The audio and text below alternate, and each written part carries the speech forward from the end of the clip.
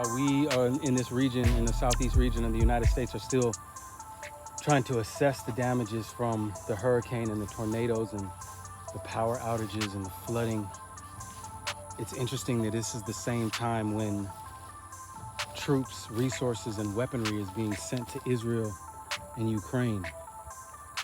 What if our military protected the homeland rather than the so-called Holy Land? What if we were utilizing our military to create large-scale composting industries, especially in the wake of these disasters where there's going to be so much organic material? What if our military was deployed to try to rebuild the topsoil at an accelerated rate, or to plant back the pecan orchards that have been decimated by the flooding? What if we sent our military into these areas to plant fruit trees and nut trees and canopy trees and wild prairies with wildflowers to hold and secure the soil? What if our military was used to protect the homeland rather than the so-called Holy Land? And what if our protection from our military was planting, composting, harvesting the organic material that is ever present at the end of these storms and utilize it to grow food, medicine, herbs, seeds, flowers, and fruits? Thank you for all your support on Patreon. Keep checking us out on Instagram, and of course right here, make sure you subscribe to our Grow Where You Are YouTube channel. This is our ashwagandha patch, looking wonderful.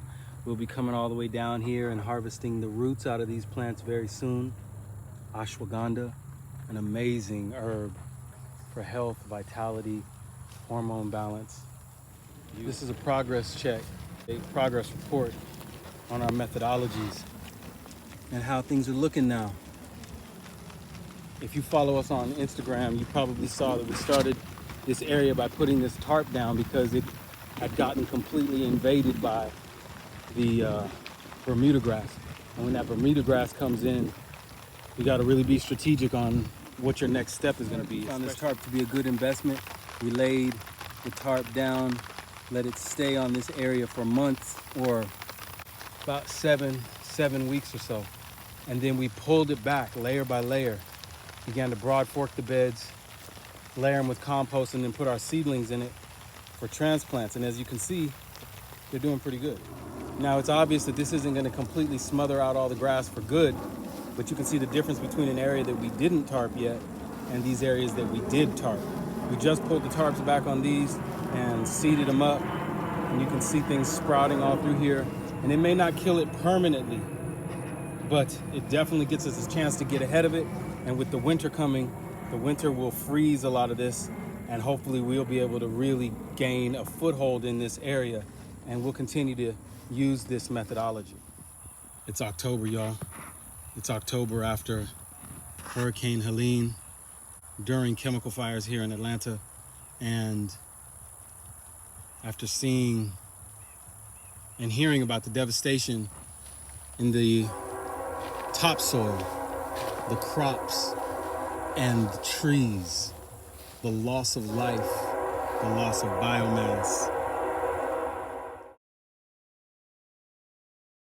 Now you're looking at the farm after it got the first rain of September. It's been a light, easy rain for the last 2 or 3 days, and everything is fluffed out. And today we're going to do our first ginger harvest out of this tunnel in field 1. This is a 14-foot by 100-foot tunnel, Gothic style. We had tomatoes in the middle alongside the ginger for a while, and this ginger has been growing by itself the whole time. And we are ready to get into this and see what this harvest is. We have a new market coming up, so we're going to do a first harvest. We won't harvest too much. We're just going to look at them and see how interested the customers are. The thing about it is these leaves are also edible. They have an amazing fragrance. What we're going to do is, let's take this one that's pretty easy to see. We're just lightly going in and forking around it. Last year we didn't have nearly this level of production for, I guess, a couple different reasons, but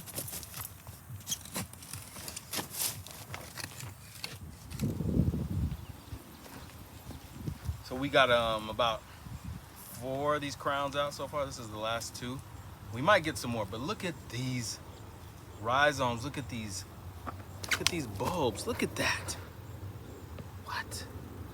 This is so beautiful, y'all. You see this, right? And get this first harvest of fresh ginger. Locally grown ginger in Atlanta, y'all. Pay attention. Who makes ginger beer? Who makes kombucha? Oh my goodness, the smell. Let's see if there's anything in here. I don't want to break anything too roughly. Okay, so these are young ginger, and we're gonna sell them just like that. Cut the top off a little bit, wash them up real good. Beautiful color.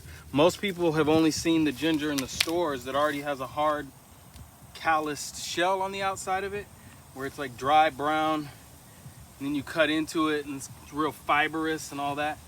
That's the difference between getting some fresh ginger. It hasn't formed no hard skin on it. You cut right into this and you got freshness. It's still got water in it. It's not all dehydrated.